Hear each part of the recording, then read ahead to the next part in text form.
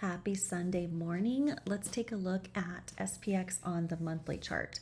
There's not a ton to chart and really talk through on these larger time frames right now, simply because we haven't gone anywhere. So when you are looking at the monthly candle here, it sits inside this monthly candle.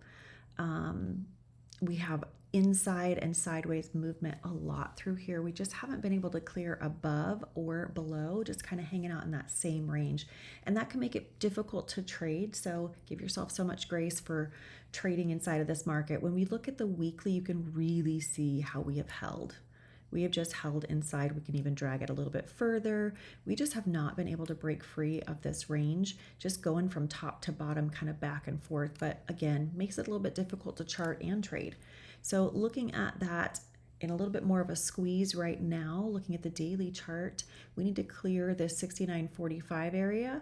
And if we do, our expectation is that we go right back to our high up here about 7,000, and then potentially if we can hold, we can see it higher areas to follow, right? Or we come down here, we test our lower trend line about that 68.43, and if we break lower, we definitely have to watch the bottom of that range, as we can bounce just as we can on the top.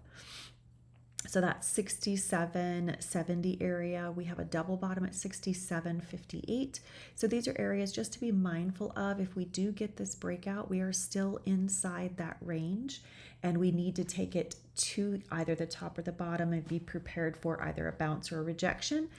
If we were to get continuation, then that's a whole other story. But for right now, we have definitely been stuck inside this range. If we do break lower, be mindful of that 67.58 double bottom.